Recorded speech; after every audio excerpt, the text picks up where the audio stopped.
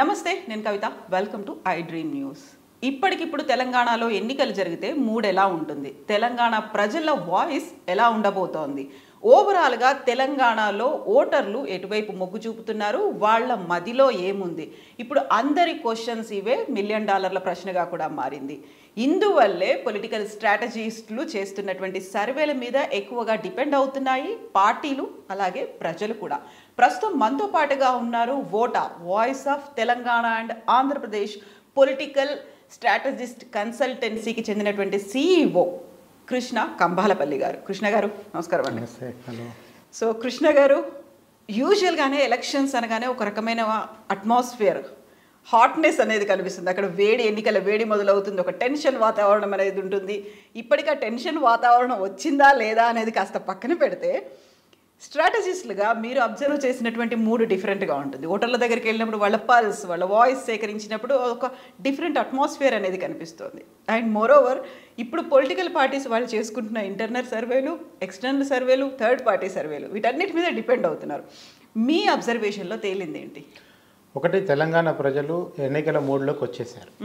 ఎంత క్లియర్గా కనపడుతుందంటే, ఇంక ఇప్పుడు ఏ గ్రామానికి వెళ్ళినా, ఏ పట్టణానికి వెళ్ళినా నెక్స్ట్ ఏ గవర్నమెంట్ వస్తుంది, ఎవరు రాబోతున్నారు, సీఎం ఎవరు, ప్రభుత్వం మారుతుందా మారదా, ఈ ప్రభుత్వం మారితే ఈ సంక్షేమ పథకాలు కంటిన్యూ అవుతాయా లేదా, వచ్చే గవర్నమెంట్ ఇస్తుందా లేదా, లేదంటే ఇప్పుడున్న ప్రభుత్వం పోతే అయ్యో మరి మాకు ఇప్పుడు వస్తున్నాయని, ఇప్పుడు వచ్చాయని వస్తాయా రావా అని ఒక ఆందోళన. లేదు, గతంలో హుజూరాబాద్లో 6,000 ఇచ్చారు కదా, ఈసారి 8,000 ఇస్తారు. మునుగోడులో 10,000 దాకా మాట్లాడుకున్నారు. మరి ఈసారి అంతే పలుకుతుందా లేదా ఓటుకి, మేము ఏ రేంజ్లో ధర్నాలు చేయాలి, మా ఇంట్లో 5 ఓట్లు ఉన్నాయి, ఈసారి ఓటుకి ఎంత రావచ్చు. మీకు ఏంటంటే మనకు గ్రాడ్యువల్గా, నాది నెక్స్ట్ ఇయర్కి 30 years అవుతుంది మీడియాలోకి వచ్చి. 94 నుంచి నేను ఎన్నికలు చూస్తూ వస్తున్నా. ఓటుకు 500 ఇవ్వటం అనేది చిన్నప్పుడు మా అమ్మ నాన్నలకి 100 రూపాయలు ఏమో ఇచ్చినట్టున్నారు, 100-200 ఏమో ఇచ్చినట్టున్నారు మా చిన్నప్పుడు. అది నేను జర్నలిజంకి వచ్చినప్పుడు 500 దాకా నాకు వినపడ్డది. మొన్న హుజూరాబాద్లో 6,000 అయింది, మునుగోడులో 10,000 అయింది. రేపు జనరల్ ఎలక్షన్లో ఎంత అవుతుందో తెలియదు. అయితే జనరల్ ఎలక్షన్కి బై ఎలక్షన్కి తేడా ఉంటుంది కనుక అంత రేటు పలకపోవచ్చు అని కూడా మాట్లాడుకుంటున్నారు. అయితే ఎందుకు జనం ఎలక్షన్ మూడ్లోకి వచ్చేసారంటే, రాజకీయ పార్టీలు ఆ వాతావరణాన్ని క్రియేట్ చేస్తాయి. ముఖ్యంగా ఫస్ట్ అధికార పార్టీ ఎప్పుడైతే 115 సీట్లు టికెట్లు ప్రకటించేసిందో జనానికి అర్థమైపోయింది. సో ఓకే, ఎలక్షన్ వచ్చేస్తుంది, ఇమీడియట్గా ఎలక్షన్ మూడ్లోకి మొత్తం వెళ్ళిపోతున్నారు.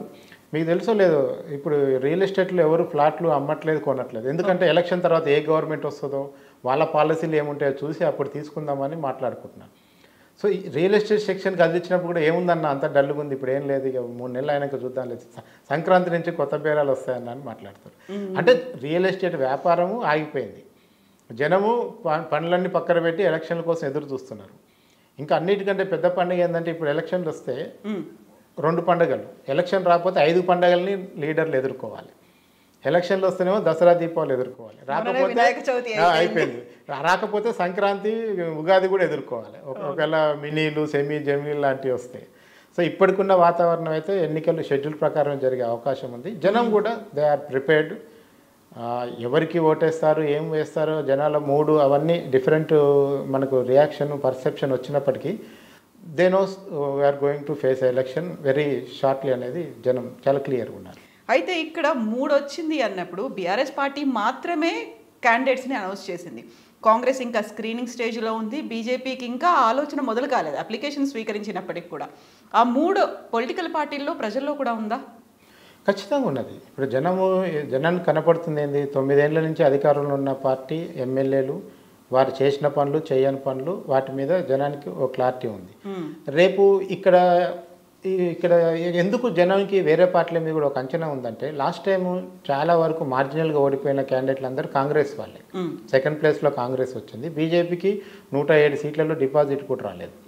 సో ఇమ్మీడియట్గా ఈసారి కూడా ఇప్పుడున్న మూడ్లో కూడా కాంగ్రెస్ పార్టీ చాలామంది పోటీ చేసిన ఎమ్మెల్యే అభ్యర్థులు ఓడిపోయిన తర్వాత మెజారిటీ అభ్యర్థులు నియోజకవర్గాన్ని వదిలిపెట్టిపోకుండా ఇంకా అక్కడే తిరుగుతున్నారు. మీరు దుబ్బాక చూసుకోండి, రఘునందన్ గారు 2 సార్లు ఓడిపోయిన తర్వాత కూడా ఆయన నియోజకవర్గాన్ని వదిలిపెట్టలేదు. 3వసారి గెలిచింది అందుకే ఆయన సానుభూతి మీద, మళ్ళీ ఇక్కడే ఉన్నాడు, మా కోసం ఏదో చేస్తాడు అనే దాని మీద ఆయన గెలిచారు. కాంగ్రెస్ వాళ్ళ పరిస్థితి కూడా ఏంటంటే, ఎక్కువ మంది మళ్ళీ నియోజకవర్గాన్ని అక్కడే తిరుగుతున్నారు. కొంచెం గెలిచిన వాళ్ళకి ఎక్కువ పనులు ఉంటాయి, ఎక్కువ అధికార పార్టీని తీసుకోవాలి, ఇక్కడ అన్ని పనులు ఉంటాయి కానీ వాళ్ళు కొంచెం టైం తక్కువ ఇచ్చారు. ఈలోపు ఆ ప్రతిపక్షం ఓడిపోయిన వాళ్ళు మాత్రం మళ్ళీ జనంలోనే తిరగటం వల్ల ఒక ఎలక్షన్ మూడ్ అనేది కనబడింది. ఇంకో సేమ్ టైంలో టికెట్ ఆశిస్తున్న వాళ్ళలో ఒక్కొక్క పార్టీ నుంచి కాంగ్రెస్లో 2-3 ఆశిస్తుంటే అధికార పార్టీలో 4-5 ఆశిస్తున్నారు. ఎమ్మెల్యే తిరగకపోయినా బీఆర్ఎస్ పార్టీ నుంచి టికెట్ ఆశిస్తున్న వాళ్ళు డబ్బులు పెట్టుకొని తిరుగుతున్నారు నియోజకవర్గం. వాళ్ళు ఒక ఆ మూడ్ని వాళ్ళు కంటిన్యూ చేస్తున్నారు. కాంగ్రెస్లో 3-4 టికెట్ ఆశించిన వాళ్ళు ఎంతో కొంత పబ్లిసిటీ పేరు మీద జనంలో తిరుగుతున్నారు. అసలు మొత్తానికి అధికారం మాకు వస్తుందని చెప్తున్న బీజేపీ కూడా అక్కడక్కడ కార్యక్రమాలు చేస్తుంది. సో అందుకనే జనానికి ఎలక్షన్ మూడ్ అనేది మీకు హుజురాబాద్ నుంచే స్టార్ట్ అయింది, ఇప్పుడు కూడా కాదు. హుజురాబాదే సెమీఫైనల్ అన్నారు, ఆ తర్వాత మునుగోడు సెమీఫైనల్ అన్నారు, ఇప్పుడు మొత్తానికైతే ఫైనల్కి వచ్చినాం. అయితే ఇక్కడ మీరు voice of Telangana and Andhra Pradesh Vota తరఫున చేసినటువంటి ఒక సర్వే రిపోర్ట్ అనేది, సో మూడ్ ఆఫ్ తెలంగాణ ఎలా ఉంది అన్నప్పుడు సర్వే రిపోర్ట్ డీటెయిల్స్ అన్ని ఒక్కసారి చెప్తారా మీరు? మాకు ఎలా చేశారు శాంపిల్ సర్వే అని, ఎంతమంది చేశారు, ఎప్పుడు ఏ పీరియడ్లో ఎవరెవరిని కలిశారు అనేది? మనము సెప్టెంబర్ 1 నుంచి 15 వరకు 15 days నాన్ స్టాప్గా మొత్తం 119 నియోజకవర్గాల్లో టీమ్స్ తిరగటం జరిగింది. అయితే మనం ఏంటంటే నియోజకవర్గానికి 100 శాంపిల్స్ తీసుకున్నాం.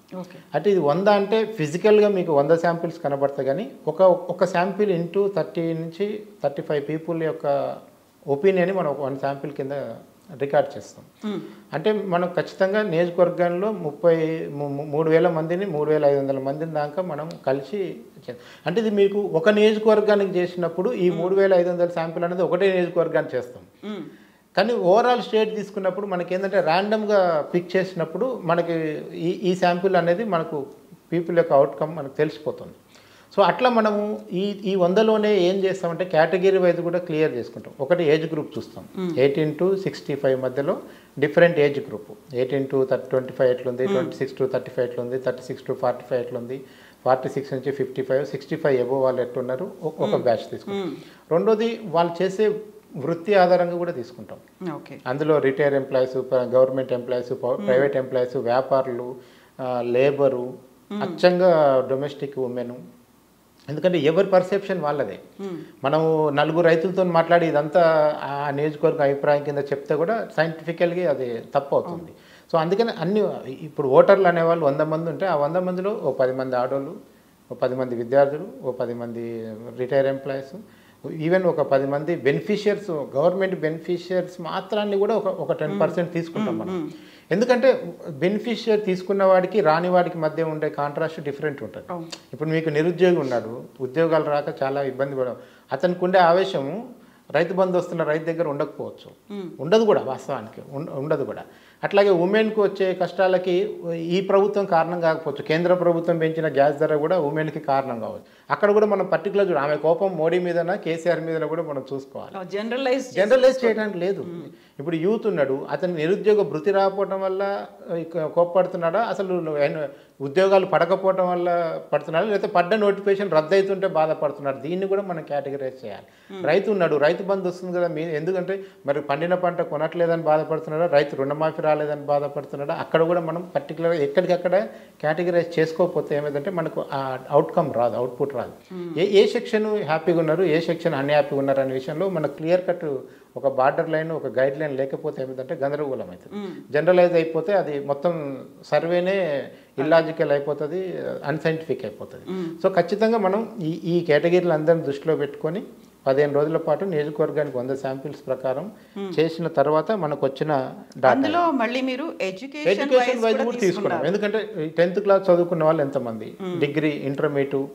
ఇప్పుడు మనకు చెప్పే రైతు 65 ఏళ్ళ పై ఉండొచ్చు, కానీ ఆయన చదువు 10th బిలోనే ఉండొచ్చు, లేదంటే పూర్తి ఇల్లిటరేట్ అయిన. ఇప్పుడు జనరల్గా లేబర్ ఉంటారు, మెజారిటీ ప్రజలు లేబరు పెద్దగా ఏం చదువుకోరు, అస్సలు స్కూల్ పోకుండా ఉండే వాళ్ళు కూడా ఉంటారు, టోటల్ ఇల్లిటరేట్స్ కూడా ఉంటారు. మనం హ్యాపీగా పీజీ వాన్తో మాట్లాడి వస్తే ఇల్లిటరేట్ వాడి వాయిస్ మిస్ అవుతుంది. సో ఓన్లీ ఇల్లిటరేట్ దగ్గరికి పోయినాం అనుకోండి, అర్బన్ వాడి వాయిస్ మిస్ అవుతుంది. సో అందుకని మనం జనాన్ని టేకప్ శాంపిల్ కలెక్ట్ చేసేటప్పుడే ఆ డిస్క్రిమినేషన్ పాటిస్తాము. అందరి యొక్క అభిప్రాయం తీసుకున్నాకనే ఒక ఫైనల్ కంక్లూజన్కి వస్తాము. సో ఎర్రర్ +or- 3% ఉంటుంది అని. అంటే ఓవరాల్ రిజల్ట్ లోనే ఓవరాల్ దాంట్లోనే +or- 3%. నేను ఫస్ట్ 2018కి ముందు నుంచి కూడా ఓటా తరపున సర్వేలు చేస్తున్నాము. రీసెంట్గా అందరికంటే ముందు మూడ్ ఆఫ్ మునుగోడు పేరు మీద, ఇప్పుడైతే మూడ్ ఆఫ్ తెలంగాణ పేరు మీద మూడ్ ఆఫ్ మునుగోడు అని నేను ఒక సర్వే చేసిన. అది ఎప్పుడు చేశానంటే రాజగోపాల్ రెడ్డి రిజైన్ చేస్తున్నానని ప్రకటించిన రోజు నుంచి వరుసగా 5 రోజులు నేను నియోజకవర్గంలో తిరిగి చేశాను. ఫస్ట్ బీఆర్ఎస్ అక్కడ గెలుస్తుందని, అప్పుడు బీఆర్ఎస్ పార్టీ కూడా పేరు కూడా మారలేదు, టీఆర్ఎస్ అక్కడ గెలుస్తుందని చెప్పిన ఆర్గనైజేషన్ నాదే. ఇక జనరల్గానే మన వాళ్ళు కామెంట్స్ ఉంటారు, కాంగ్రెస్ వాడు తిట్టాడు, బీజేపీ వాడు తిట్టాడు, ఇంకా మిగతా వాళ్ళందరూ తిట్టారు. ఈవెన్ బీజేపీ వాళ్ళు ఎందుకు తిట్టారు అంటే రాజగోపాల్ రెడ్డి అంటే వ్యక్తి మారిపోయిన తర్వాత ఆడ ఎట్లా బీఆర్ఎస్ గెలుస్తుంది అని. సిట్టింగ్ ఎమ్మెల్యే దట్టు బీజేపీకి ఎంతో 25,000 కోట్ల ప్యాకేజ్ అది కాంట్రాక్ట్ తీసుకొని పోతున్నాడు, అందులో 1000 కోట్లన్నీ ఇక్కడ పెట్టడానికి మాట్లాడిన వాళ్ళు కూడా ఉన్నారు. మనం ఏంటంటే జనం పర్సెప్షన్లో ఏముందో అది చెప్పగలగాలి. మనము ఈ ఊహాగానాల మీద పోతే ఏమైందంటే అంచనా జనరల్గా రాజగోపాల్ రెడ్డి ఓడిపోతాడని ఎవడు అనుకోడు, జనరల్ ట్రెండ్. ఇప్పుడు మీరు సిద్దిపేటలో హరీష్ రావు ఓడిపోతాడంటే ఎవరైనా నమ్ముతారా? కష్టం లే అబ్బా, హరీష్ రావు, కేటీఆర్ ముగ్గురు అయితే గెలుస్తారని ఈడ కూర్చొని కూడా మనం కొన్ని నియోజకవర్గాలు రాయొచ్చు. ఆడ రేవంత్ రెడ్డి గెలుస్తాడు, ఈడ బట్టి గెలుస్తాడు, ఆడ ఉత్తమ్ గెలుస్తాడు అని చెప్పొచ్చు. కానీ అట్లాంటి చెప్పే నియోజకవర్గం, అంత గట్టి నియోజకవర్గంలో కూడా రాజగోపాల్ రెడ్డి ఓడిపోతున్నట్టే మనకు జనం ట్రెండ్ ఏం చెప్పారంటే, జనము ఈయన ఒక అన్నెసరీ ఎలక్షన్ తెచ్చారనేది ఎప్పుడైతే జనం మైండ్లోకి పోయిందో అట్లా ఓడించారు. ఈ ఎలక్షన్ అవసరం లేదు. ఇప్పుడు దుబ్బాకలో ఎమ్మెల్యే గారు చనిపోతే ఎలక్షన్ వచ్చింది, మునుగోడులో ఎవరు చనిపోయారో ఎలక్షన్ వచ్చింది. అది ఒక కావాలని ఒక పార్టీ సౌత్ తెలంగాణలో ఎంటర్ కావడం చేసిన ప్రయోగం కనుక ఆ రోజు జనం అట్లా రియాక్షన్ ఇచ్చారు. సో అందుకనే మనం ఆ మూడ్ ఆఫ్ ద మునుగోడు చేసిన, మనం ఇప్పటివరకు ఎప్పుడు చేసినా 94% యాక్యురసీ అనేది మనకు జనరల్గా వస్తుంది. అందుకని ఆ +or- 3 పెట్టుకునేది. ఎందుకంటే ఎప్పుడైనా ఒకసారి, ఇప్పుడు నేను మొన్న మునుగోడులో చెప్పిన పర్సెంటేజ్కి 1% తక్కువ వచ్చింది. అట్లాగే హుజూరాబాద్లో చెప్పిన దానికి 1% ఎక్కువ వచ్చింది. అట్లాగే నేను నాగార్జున సాగర్ నేను చెప్పిన దానికి 1.5% తేడా వచ్చింది. సో జనరల్ ఈ ఎర్రర్ అనేది ఏ సర్వే ఆర్గనైజేషన్కైనా ఉంటుంది. అది మరీ 3 దాటిందంటే ఇక మనం ఆ సర్వే కరెక్ట్ జరగనట్లు లెక్క. 3 దాటకూడదు. 3 దాటిందంటే మనం లాజిక్ ఎక్కడో మిస్ అయినట్టు, సైంటిఫిక్ శాంప్లింగ్లో ఎక్కడో తేడా వచ్చినట్టు అర్థం చేసుకోవాలి మనం. సో మనం గ్రాఫ్స్ వైజ్గా మాట్లాడుకుంటే మూడ్ ఆఫ్ తెలంగాణ అనేది రానున్న ఎన్నికల్లో మీ మద్దతు ఏ పార్టీకి? ఇక్కడ మీరు బీఆర్ఎస్, కాంగ్రెస్, బీజేపీ పోటాపోటీ ఎక్కడుంటుంది, ఇతరులు అనేది ఈ పర్సంటేజెస్ ఇచ్చిన తర్వాత మళ్ళీ పోటాపోటీ అనేది ఏ పార్టీల మధ్య పోటాపోటీ? పర్టికులర్గా పోటాపోటీ అనేది ఈ మొత్తం మన సర్వేలో తేలింది బీఆర్ఎస్ వర్సెస్ కాంగ్రెస్సే.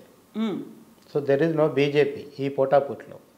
1-2 చోట్ల బీజేపీ వర్సెస్ బీఆర్ఎస్ ఉండొచ్చు, వెరీ లెస్ పర్సెంటేజ్ అది. కాంగ్రెస్ వర్సెస్ బీఆర్ఎస్ఏ మేజర్గా 15% నియోజకవర్గాలలో 1-1 ఫైట్ ఉంది. ఈ 15% ఎవరికి టిల్ట్ అవుతుంది అనేది, ఇప్పుడు 7-8 వేసుకున్నా 7 ఎవరికి పోతుంది, 8 ఎవరికి పోతుంది, ఒకవేళ సగం అనుకున్నా. ఎందుకంటే ఇప్పుడు ఈ కీలకమైనది ఈ 15. ఇప్పుడు మీకు ఇప్పుడున్న పరిస్థితుల్లో చూస్తే ఏ పార్టీకి కూడా తనకు సొంతంగా రావాల్సిన మెజారిటీ రాదు లెక్క ప్రకారం. ఈ పర్సెంటేజ్ ప్రకారం చూసుకుంటే ఈ 15% ఉన్నారే, వీళ్ళు ఎవరికి మొత్తం 15 ఒక పార్టీకి పోద్దా, 10 ఒకరికి పోయి 5 ఒకరికి పోద్దా, 8 ఒకరు 7 ఒకరికి పోద్దా, 7 8 ఒకరికి పోద్దా అనేది రేపు ఆయా క్యాండిడేట్లు వచ్చిన తర్వాత తేలుతుంది మనకి. ఎందుకంటే మనం ఇప్పుడు ఇందాక మాట్లాడుకున్నట్టు, ఇప్పుడు వరంగల్లో వినయ్ భాస్కర్ ఉన్నారు, ఆయన మీద అవతల నుంచి వచ్చే గట్టి క్యాండిడేట్ని బట్టి ఆయన రిజల్ట్ ఉండొచ్చు. ఈ 15 ఇటు కావచ్చు అటు కావచ్చు, ఆ 15లో 1% రావచ్చు. ఇప్పుడు మనం కాంగ్రెస్లో కానీ, బీఆర్ఎస్లో కానీ, బీజేపీలో కానీ ఈడ కూర్చొని ఒక 30 పేరు మనం రాయొచ్చు, వీళ్ళు గ్యారంటీ గెలుస్తారని. ఏ సర్వే అక్కర్లేదు దానికి, అంత కాన్ఫిడెంట్గా కొన్ని నియోజకవర్గాలు ఉంటాయి. కానీ ఈసారి ఏమిందంటే చాలామంది త్రిముఖ పోటీ ఉంటుందనో ఏదో మాట్లాడుతున్నారు. త్రిముఖ పోటీ అనేది చాలా తక్కువ నియోజకవర్గాల్లో ఉంది. ఎందుకంటే బీజేపీ గ్రాఫ్ అంత లేదు. అంటే ఒకే నియోజకవర్గంలో 3 మీకు వరంగల్ తూర్పు ఉంది. వరంగల్ తూర్పులో మీకు కాంగ్రెస్, బీజేపీ, బీఆర్ఎస్ 3 గట్టిగా ఉంటారు. అట్లాంటి చోట ఎక్కడెక్కడ ట్రయాంగిల్ ఫైట్ వస్తే రావచ్చు. అది కూడా ఇప్పటికైతే కన్ఫర్మ్ కాదు, క్యాండిడేట్లు వస్తే చెప్పగలుగుతాం ఏ క్యాండిడేట్ ఎంత బలమైన క్యాండిడేట్స్ అని చెప్పి. అట్లా కొన్ని నియోజకవర్గాలు బాగా తక్కువ పర్సెంటేజ్లో ట్రయాంగిల్ ఫైట్ ఉంది. మిగతా అంతా కూడా 1-1 బిట్వీన్ బీఆర్ఎస్ అండ్ కాంగ్రెస్సే ఉన్నది. సో మనం ఇక్కడ హుజూరాబాద్కి సంబంధించి చూసుకుంటే అక్కడ ఇంట్రెస్టింగ్గా ఉంది. ఆల్రెడీ పాడి కౌశిక్ రెడ్డి కంటెస్ట్ చేస్తారు బీఆర్ఎస్ నుంచి అని. ఇక్కడ sitting BJP MLA Etela Rajender ఉన్నాడు. అక్కడ ఎలాంటి పరిస్థితి ఉంది? ఇప్పుడు హుజూరాబాద్లో ఈసారి రాజేందర్ గారే పోటీ చేయకపోవచ్చు అనుకుంటున్నారు. అక్కడ జమున గారిని పోటీ చేయించి ఆయన పార్లమెంట్కి పోటీ చేస్తారని కూడా చెప్తున్నారు. బట్ అప్లై చేసుకుంది మాత్రం అసెంబ్లీకి అప్లై చేసుకుంటారు. ఈవెన్ గజ్వేల్లో కూడా ఆయన పోటీ చేస్తారు, లేదా వాళ్ళ మిస్సెస్ని గజ్వేల్లో పోటీ చేస్తారని కూడా చెప్తున్నారు. అంటే ఇది ఏంటంటే ఈక్వేషన్స్ ఆయా రాజకీయ పార్టీలు. ఇప్పుడు బీజేపీ ఏం చేస్తుంది, మీకు మునుగోడు ఎలక్షన్ తీసుకొచ్చిన పద్ధతిని చూస్తేనే మనం అర్థం చేసుకోవాలి. ఈ సీనియర్లందరూ ఫస్ట్ అసెంబ్లీకి పోటీ చేసి తర్వాత పార్లమెంట్కి పోటీ చేయాలనేది బీజేపీ యొక్క లైన్. ఇప్పుడు నిన్న మొన్న కొండా విశ్వేశ్వరరెడ్డి గారు ఏం చెప్పారు, మాకు ఈ అసెంబ్లీలో వద్దు బాబు, మేము పార్లమెంట్కే డైరెక్ట్ పోటీ చేస్తామని రిక్వెస్ట్ చేసే పరిస్థితి వచ్చింది. అంటే అసెంబ్లీలో పార్టీ గ్రాఫు మన దగ్గర ఉన్న ఫిగర్స్ వాళ్ళ దగ్గర కూడా ఉన్నాయేమో నాకు డౌట్ వస్తుంది. ఎందుకంటే అసెంబ్లీకి పోటీ చేయడానికి సీనియర్లు అందరూ ఎప్పుడైతే ఇంట్రెస్ట్ చూపట్లేదో పార్లమెంట్లో మోడీ ఇమేజ్ని ఉపయోగించుకొని బయటపడవచ్చు అనే ఆలోచనతో ఉన్నారు తప్ప ఇక్కడ కేసీఆర్ని తట్టుకొని నిలబడి ఎమ్మెల్యే గెలవటం అనేది అంత ఈజీ కాదనేది బీజేపీకి కూడా అర్థమవుతుంది. సో రేపు హుజూరాబాద్లో రాజేందర్ గారు పోటీ చేస్తారా, జమున గారు పోటీ చేస్తారా, ఎవరు చేస్తారా అనేది ఒకటి. ఇప్పుడు అప్లై చేసుకోవడం అనేది పెద్ద అదేమి మ్యాండేట్ కాన్స్టిట్యూషనల్ బాడీస్ ఏం కాదు, కొంపలు మునిగేది ఏముంటుంది. ఎవరు అప్లై చేయని కూడా టికెట్ ఇస్తారు చూడండి మీరు, అట్లాంటిది కూడా జరుగుతుంది. సో అందుకనే హుజూరాబాద్ లాంటి చోట అక్కడ కౌశిక్ రెడ్డి కాంగ్రెస్ నుంచి పెద్ద బల్మూరి వెంకటో ఇదివరకు చేశారు. సో అక్కడ కూడా ట్రయాంగిల్ అంటానికి లేదు. కౌశిక్ రెడ్డి వర్సెస్ రాజేందర్ ఉన్నంత పోటీ మళ్ళీ బల్మూరి వస్తే రాకపోవచ్చు, ట్రయాంగిల్ కాకపోవచ్చు, వీళ్ళిద్దరి మధ్యలో టఫ్ ఉండొచ్చు. అట్లా చాలా నియోజకవర్గాలు ఉన్నాయి. ఇప్పుడు ఆర్మూర్ ఉందనుకోండి, అక్కడ ఎంపీ గారు పోటీ చేస్తే ఒక పద్ధతి ఉంటుంది, అరవింద్ గారు పోటీ చేస్తే, లేదు ఇంకెవరో క్యాండిడేట్ పోటీ చేస్తే నార్మల్ పోటీ ఉంటుంది. సో ఎలాగో పసుపు బోర్డు వచ్చింది చెప్పు ఆయన దిగిండి అనుకోండి, ఎలక్షన్ ఫైటే స్వరూపమే మారిపోతుంది. అట్లా ఉంటుంది. అయితే ఇక్కడ ఇంట్రెస్టింగ్గా కనిపిస్తున్నటువంటి పర్సంటేజ్లు బీఆర్ఎస్ ఏమో 36% చూపిస్తున్నారు, కాంగ్రెస్ 31% చూపిస్తున్నారు, బీజేపీ 9% మాత్రమే చూపిస్తున్నారు. తేడా అనేది 5% మాత్రమే ఉంది. సో ఈ తేడా ఎందువల్ల ఉంది అనేది మళ్ళీ మనం మాట్లాడుకుందాం. బట్ ఇక్కడ ఇతరులు అన్నారు, ఇతరులు అంటే ఎవరు? నోటాకి కూడా 1%. నోటా కాకుండా ఇతరులు అంటే మనకి ఇందులో ఎంఐఎం వస్తుంది, బీఎస్పీ వస్తుంది, అదర్ ఇండిపెండెంట్స్ ఎవరైనా అక్కడక్కడ ఒకరిద్దరు ఛాన్స్ ఉంది. ఆల్ ఇండియా ఫార్వర్డ్ బ్లాక్ ఉంది, బీఎస్పీ ఉంది, ఎంఐఎం ఉంది, కొంతమంది ఇండిపెండెంట్లు కూడా ఉన్నారు. వాళ్ళ పర్సెంట్ ఎంత కలిపితే మనకి 8% కనబడుతుంది.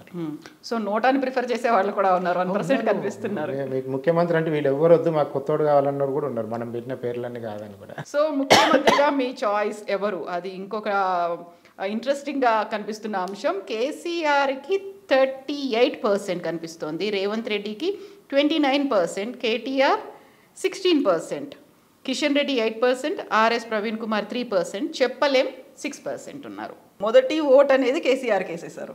ఇక్కడ ఏంటంటే మనం పర్సనాలిటీ వైజ్ తీసుకున్నాం.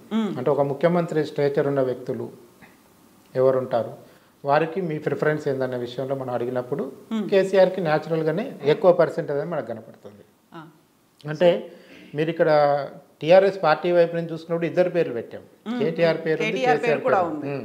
మీరు అప్పుడు మీరు ఏం చేయాలి, ఒకవేళ పార్టీ వైజ్గా కేసీఆర్కి అంత తక్కువ ఉంది అన్నప్పుడు కేటీఆర్కి వచ్చిన మార్కులు కూడా ఆయనకే కలుపుకోవాలి. అదే రేవంత్ రెడ్డి బదులు మనం బట్టి పేరు, శ్రీధర్ బాబు పేరు కూడా పెట్టుంటే, ఉత్తమ్ కుమార్ పేరు ఉంటే వాళ్ళకు కూడా ఎంతో కొంత పర్సెంటేజ్ వచ్చి ఉండేది. అట్లాగే కిషన్ రెడ్డి కాకుండా ఈటల రాజేందర్ పేరు, కొండా విశ్వేశ్వరరెడ్డి పేరు పెడితే కూడా ఇంకొక పర్సెంటేజ్ వస్తుంది. కాకపోతే మనం ఎందుకు పర్టికులర్గా బీఆర్ఎస్ నుంచి మాత్రమే రెండో పేరు తీసుకున్నామంటే, చాలా కాలంగా కేటీఆర్ సీఎం అవుతారు, ఈసారి అధికారంలోకి రాగానే కేసీఆర్ ఢిల్లీకి వెళ్ళిపోయి కేటీఆర్నే ముందుకు పెడతారు, ఆయన్నే సీఎం చేస్తారని ఒక చర్చ జరుగుతుంది.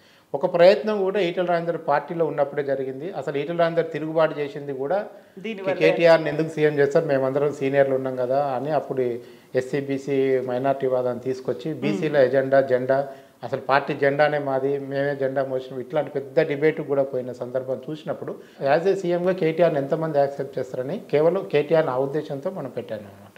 అయితే ఇక్కడ కేసీఆర్కి 38% ఉంటే రేవంత్ రెడ్డికి 29% ఉంది. అంటే 9% మాత్రమే ఒక తేడా అనేది కనిపిస్తోంది అక్కడ. షూర్, ఎందుకంటే మీకు ఇక్కడ చూడాల్సింది ఏంటంటే, గతంలో కాంగ్రెస్ పార్టీ 2018లో పోటీ చేసినప్పుడు 5 సీఎం అభ్యర్థులు ఉన్నారు.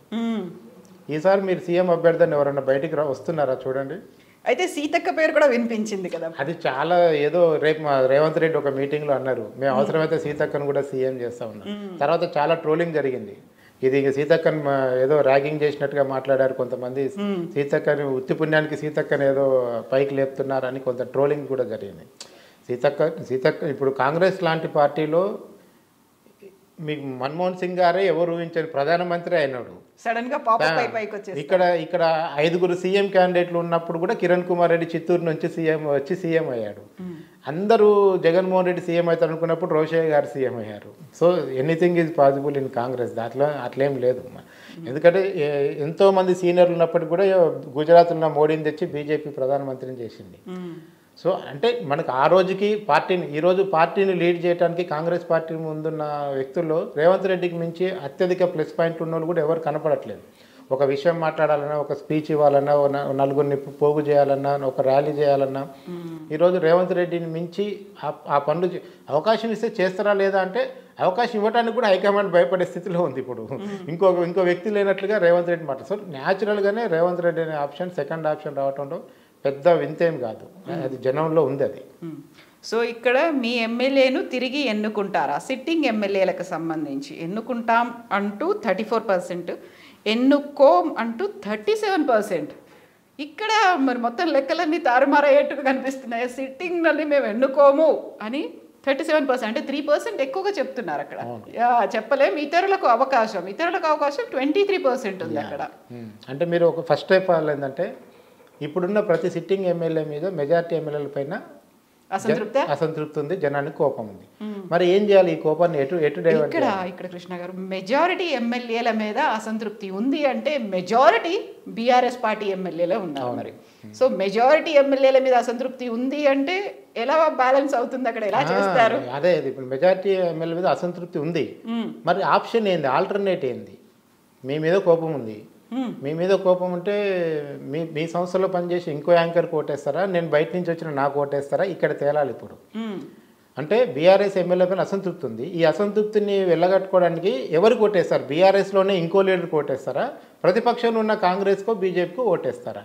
ఇక్కడనే ఇతరులకు అవకాశం ఇస్తారని 23 మంది చాలా కీలకమవుతారు. ఈ 23 మంది పార్టీ వైజ్ అవకాశం ఇస్తారా, వ్యక్తులకు అవకాశం ఇస్తారా అనే దాని దగ్గర రేపు మళ్ళీ మీకు ఆ పైన ఉన్న పర్సెంటేజ్ మారుతాయి. అంటే ఇప్పుడు కాంగ్రెస్ అభ్యర్థులు, బీజేపీ అభ్యర్థులు కూడా రావాలి.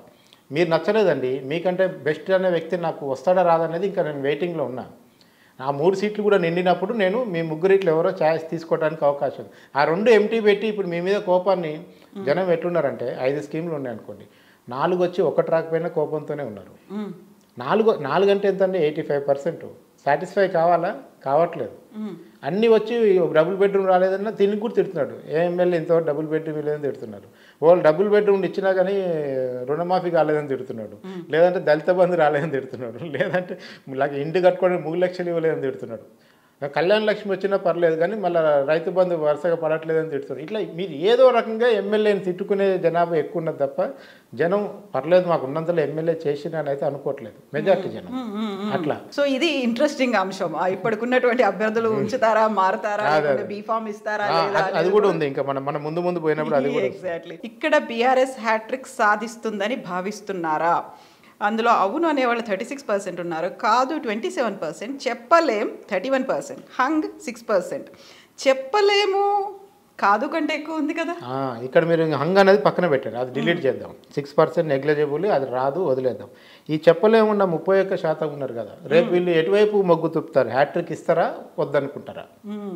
అంటే ఇప్పటికేంటో వాతావరణం ఎట్లుండాలంటే ఈ ప్రభుత్వం మాకొద్దు, వీళ్ళని ఇంట్లో పడుకోబెడదాం, కూర్చోబెడదాం అనే డెసిషన్కి వచ్చినప్పుడు మీకు కాదు అనేది పెరుగుతుంది. అందులో అవునుకి చెప్పలేంకి మధ్యలో 5% తేడా ఉంది. అవును. ఈ చెప్పలేమనే వాళ్ళు ఇప్పుడు ఏదో ఒక డెసిషన్ తీసుకోవాల్సిన పరిస్థితి వస్తుంది కదా, లెఫ్టో రైటో పోవాలి. ఆ లెఫ్ట్ రైట్లో ఎటువైపు తీసుకుంటారు? అవును వైపు తీసుకుంటారా, కాదు వైపు తీసుకుంటారా, ఎంత % తీసుకుంటారు అనేది ఇంపార్టెంట్. ఎందుకంటే బీఆర్ఎస్ ఇంకొకసారి గెలవాలని కోరుకుంటే మళ్ళీ క్యాండిడేట్ ఎవరైనా ఓటేస్తారు. ఇప్పుడు మీకు కేసీఆర్ మొదటి నుంచి చెప్పేది ఏంది, బీఆర్ఎస్ పార్టీలో చెప్పేది నన్ను చూసి ఓటేయాల్సిందే తప్ప క్యాండిడేట్లను చూసి ఓటేయడం అనేది చాలా. ఇప్పుడు ఒకప్పుడు కొంతమంది అభ్యర్థులకు ఇండివిజువల్ చరిష్మా ఉంటుంది, నేను వస్తే పార్టీకి లాభం జరిగే పరిస్థితి ఒకప్పుడు ఉండేది. బీఆర్ఎస్లో చేరినాక వాళ్ళ పరిస్థితి అంటే ఇప్పుడు బీఆర్ఎస్ సింబల్ లేకపోతే వీళ్ళు గెలవలేని పరిస్థితికి వచ్చారు కొంతమంది. సో ఒకప్పుడు నేను ఇండిపెండెంట్గా ఇండివిజువల్గా చరిష్మాకి అల్లుండే. ఎప్పుడైతే నాకు బీఆర్ఎస్ కండువా పడ్డదో ఇప్పుడు నాకు బీఆర్ఎస్ సింబల్ మళ్ళీ కేసీఆర్ ఫోటో ఉంటేనే నాకు ఓట్లు పడే పరిస్థితి వచ్చింది. సో ఈ చెప్పలేములో ఉన్న బ్యాచ్ అందరూ కూడా ఏంటంటే రేపు ఈ ఎమ్మెల్యే ఆయన పెద్దగా టికెట్లు ఎవరికి మార్చలేదు, ఒక 5 7 మార్చినట్టున్నాడు, 8 మార్చినట్టున్నాడు, ఒక 4 పెండింగ్ పెట్టినాడు, మిగతా 115 ఇచ్చేసినాడు. కనుక ఈ మార్చిన వాళ్ళందరూ కూడా గొడవలు చేస్తున్నారు. కొంత చోట్ల ఇప్పటికి కూడా మీకు జరిగే విషయం ఏంటంటే టికెట్ ఆయనకు అనౌన్స్ చేసినాక కూడా కింద పనిచేస్తున్న నలుగురు ఇంకా ఉధృతంగా పనిచేస్తున్నారు. రేపు టికెట్ మారుస్తారు, నీకు ఇయర్ బీఫామ్ అని వీళ్ళే బెదిరిస్తున్నారు. అంటే టికెట్ అనౌన్స్ అయ్యి కూడా మనశ్శాంతి లేని ఎమ్మెల్యే క్యాండిడేట్లు కూడా ఉన్నారు ఇప్పుడు. అట్లాంటి పరిస్థితుల్లో అది నడుస్తుంది కనుక హ్యాట్రిక్ విషయంలో ఇప్పటికిప్పుడు జనం తేల్చే పరిస్థితి కూడా లేదు. కాకపోతే కొంచెం మొగ్గు మాత్రం అవును వైపు ఉంది. న్యాచురల్గా ఉంది. అది మీరు వద్దన్నా ఉంటుంది. ఇంకొక అంశం, బీఆర్ఎస్ బీజేపీ మధ్య రహస్య అవగాహన ఉందని నమ్ముతున్నారా? అవును 37%, కాదు 41%, ఉండొచ్చు 19%, తెలియదు 3%. సో బలంగా అయితే ఈ బీఆర్ఎస్ బీజేపీ మధ్య రహస్య అవగాహన ఉందని నమ్మట్లేదు. లేదు. ఎందుకు వచ్చింది చెప్పండి మీకు ఆ పర్సెంటేజ్ అంటే, ఈ విషయాన్ని ఇద్దరు డినే చేస్తారు. ఎవరెవరు? బీఆర్ఎస్ బీజేపీ చేస్తారు. సో నమ్మేది ఒక కాంగ్రెస్ వాడే ఉంటాడు కనుక ఇక్కడ బీఆర్ఎస్ బీజేపీ ఇద్దరు కలిసి ఖండిస్తారు. మాకు వాళ్ళకి ఏ సంబంధం, మాదే దుకాణం వాళ్ళదని అంటారు. వీళ్ళు ఉన్నారే ఉండొచ్చు అని. ఇక్కడ ఉంది సమస్య అంతా. ఈ 19% ఎవరికైతే డౌట్ ఉందో వీళ్ళే డిసైడింగ్ ఫ్యాక్టర్ అవుతారు. నిన్న ఒక జర్నలిస్ట్ మిత్రుడు ఫేస్బుక్లో పోస్ట్ పెట్టారు, బీఆర్ఎస్ ఎంఐఎం బీజేపీ ఈ 3 పార్టీలు ఒకటే, వీళ్ళ మధ్యలో రహస్య అవగాహన ఉందని నేను భాగ్యలక్ష్మి ఆలయం దగ్గరకు వచ్చి ప్రమాణం చేస్తా, లేదని 3 పార్టీల అధ్యక్షులు వచ్చి చేస్తారా అని సవాల్ పెట్టాడు నిన్న రాత్రి ఒక జర్నలిస్ట్ మిత్రుడు. ఆయన మనకంటే సూపర్ సీనియర్. భాగ్యలక్ష్మి ఆలయం దగ్గరకు వచ్చి నేను ప్రమాణం చేస్తా ఈ 3 పార్టీల మధ్య రహస్య అవగాహన ఉందని, మీరు ఏ పార్టీ అధ్యక్షుడు వచ్చి ప్రమాణం చేయగలుగుతారా లేదని.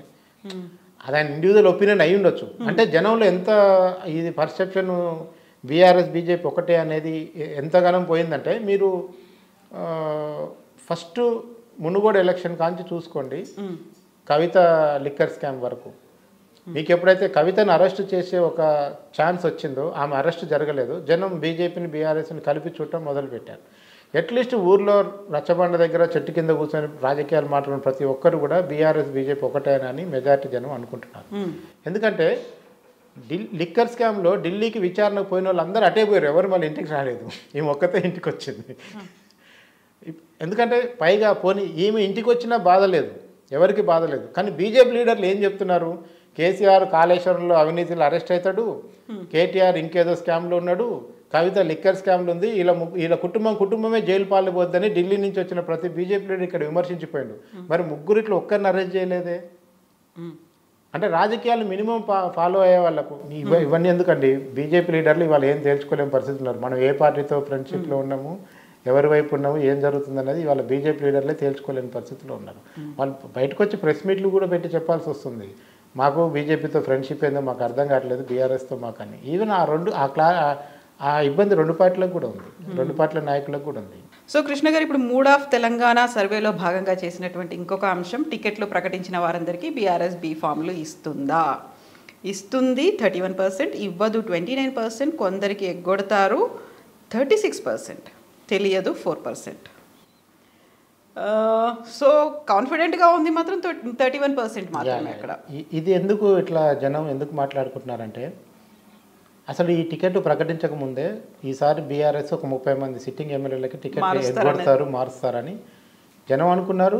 ఈవెన్ ఆ పార్టీలో ఉన్న క్యాండిడేట్లు కూడా వాళ్ళకు కూడా విశ్వాసం లేదు. కొంతమందికి ఆ 30 మందికి సెకండ్ గ్రేడ్లో తయారైన లీడర్లందరూ కూడా ఈసారి మా ఎమ్మెల్యే టికెట్ రాదు, నాకే వస్తుంది అన్న విశ్వాసం. దీంతో ఏమైపోయిందంటే ఒక వాతావరణం ఏం ప్రివేలేందంటే, ఎమ్మెల్యేల మీద అసంతృప్తి ఉంది. ఎందుకు? కేసీఆర్ గారు చెప్పారు, దళిత బంధులో 3 లక్షలు తీసుకున్న ఎమ్మెల్యేలు ఎవరో నాకు తెలుసు, ఇప్పటి నుంచి అయినా ఆపండి అన్నారు. ఇది మనం కనిపెట్టిన అసమ్మతి ఏం కాదుగా. ముఖ్యమంత్రి పార్టీ సమావేశం పెట్టి తెలంగాణ భవన్లో కూర్చొని, నాకు తెలుసు మీరు 3 లక్షలు తిన్నారని ఆ విషయం బయటికి మీడియాకు తెలిసేటట్టు కూడా మాట్లాడారుగా. ఇంటర్నల్గా మాట్లాడి ఏదో పోనీ ఒకళ్ళు ఇంటర్నల్గా మాట్లాడినా లీక్ రాకుండా జాగ్రత్త పడే అవకాశం కూడా ప్రభుత్వానికి ఉంది కదా. అంటే ఇది బయటికి పోవాలి, నా ఎమ్మెల్యేల మీద నేను తగిన యాక్షన్ తీసుకుంటున్నట్టు ఉండాలి. రేపు అప్పుడే చాలామంది అప్పుడే కాన్ఫిడెంట్, ఏమో ఈ దళిత బంధులో డబ్బులు కొట్టినట్టు మినిమం 30 మంది ఉంటారు, ఈ 30 మందికి టికెట్లు ఎగ్గొడతారు అని ఆయన కొత్త వాళ్ళకి ఇస్తారని అందరూ అనుకున్నారు. ముఖ్యమంత్రి ఆ ఫీలర్ ఎందుకు ఇచ్చాడు, తన ఎమ్మెల్యే మీద తానే యాక్షన్ తీసుకుని ఎందుకు ఇచ్చాడు, మళ్ళీ చివరి క్షణంలో ఇంత ఎర్లీగా అభ్యర్థిని ఎందుకు ప్రకటించాడు, మెజార్టీ 90% ఎందుకు రెన్యువల్ చేశాడు, ఇది బీఆర్ఎస్లో వాళ్ళ శ్రేణులకు కూడా అర్థం కావట్లేదు. అందుకని జనం ఏమనుకుంటున్నారంటే ఇది కేవలం జంపింగ్ వాళ్ళని ఆపటం కోసం చేసిన యాక్షన్ మాత్రమే. అసలు అవసరమైతే రేపు కామారెడ్డి నుంచి కూడా కేసీఆర్ పోటీ చేయడు, కవితను పోటీ చేపిస్తే ఆయన గజ్వేల్ నుంచే చేస్తాడని కూడా మాట్లాడుకుంటున్నారు. జనం అది కూడా చెప్తున్నారు. ఆయన ఎందుకు వస్తాడండి కామారెడ్డికి, ఆయన హ్యాపీగా గజ్వేల్లో గెలుస్తాడు. ఇక్కడ కేవలం కామారెడ్డిలో కూతురి కోసం రేపు మళ్ళీ పార్లమెంట్ అటు ఇటు ఏమన్నా అయితే కూతురి కోసం పెడుతున్నాడు. రేపు తను ఢిల్లీ పోతే ఇక్కడ మళ్ళీ కుటుంబంలోని ఇద్దరు సభ్యులు ఇక్కడ కీలకంగా ఉండాలని చెప్తున్నాడు. సో వాళ్ళ ప్లాన్లు వాళ్ళకు ఉన్నాయి కనుకనే కామారెడ్డిని ఆప్షన్గా పెట్టుకున్నాడు. చివరి క్షణంలో చేయకపోవచ్చు, అసలు ఈ రెండు చేయకుండా ఆయన డైరెక్ట్ పార్లమెంట్ పోటీ చేసి ఢిల్లీకి వెళ్ళిపోవచ్చు అని కూడా మాట్లాడుతున్నారు. సో అంటే జనంలో అది విషయం ఉంది. అంటే ఈ టికెట్లు ప్రకటించడం అనేది కేవలం పార్టీ శ్రేణులను కాపాడుకోవడానికి ఇప్పుడు చూడండి, ఆయన ఇది చేసిన తర్వాత స్టేషన్ గన్పూర్లో కడియం శ్రీ అని రాజయ్యని కూర్చోబెట్టి మాట్లాడారు. జనగాంలో యాదగిరి రెడ్డిని పల్లా రాజేశ్వరిని కూర్చోబెట్టి మాట్లాడుతున్నారు. ఇంకా చాలా నియోజకవర్గాల్లో ఎవరు సిరిసిల్లలో ఒక లీడర్ నర్సాపూరు, మీకు ఇట్లా నియోజకవర్గం ఉన్న లీడర్లందరినీ ప్రగతి భవన్ పిలిపించేసి ఏదో ఒక హామీ ఇచ్చేసి సెటిల్ చేస్తున్నారు. వేములవాడలో టికెట్ మారిస్తే వెంటనే ఒక క్యాబినెట్ ర్యాంక్ పోస్టు అనౌన్స్ చేశారు.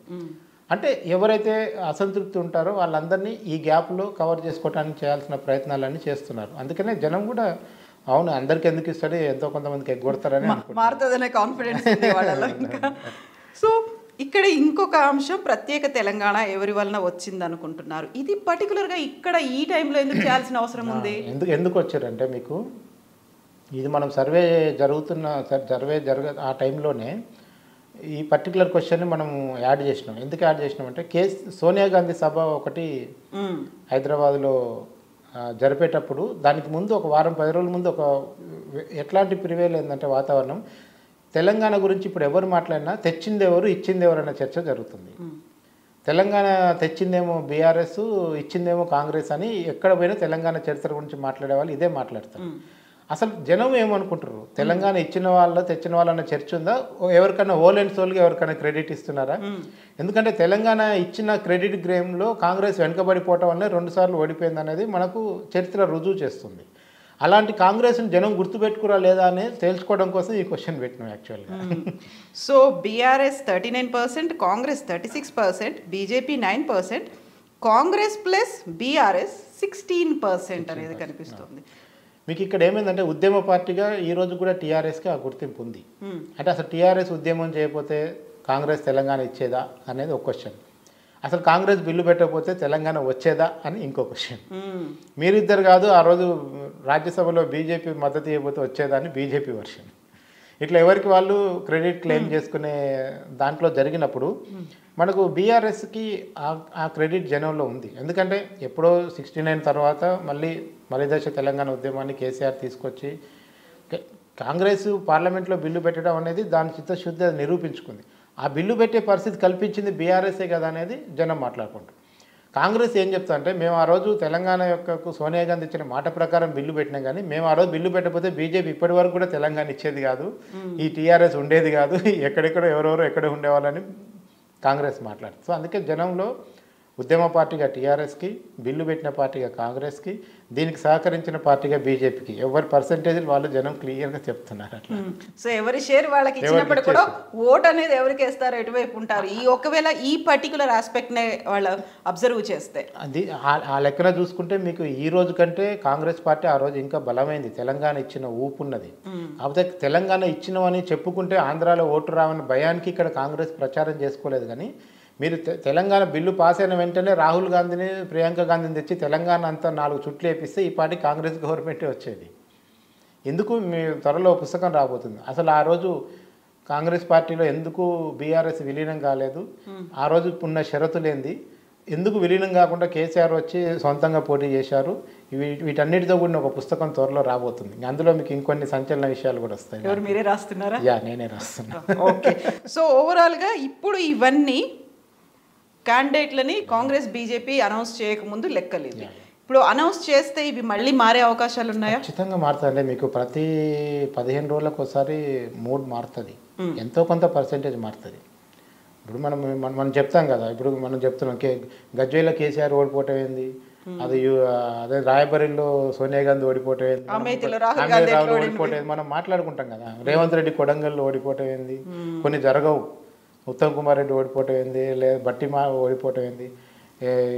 దానం నాగేందర్ ఖైరతాబాద్ ఎట్లా ఓడిపోతాడు, ఇట్లా కొన్ని సీట్లు కొన్ని సిద్దిపేటలో హరీష్ రావుని ఓడిస్తారా ఎవరైనా కళ్ళ అంటారా, ఇట్లాంటి మనం చాలా మాట్లాడుకున్నప్పటికి కూడా, అలాంటి పరిస్థితి ఉన్నప్పటికి కూడా అక్కడ ఎంత బలమైన అభ్యర్థి వస్తాడు అనే దగ్గర మనం చూడాలి.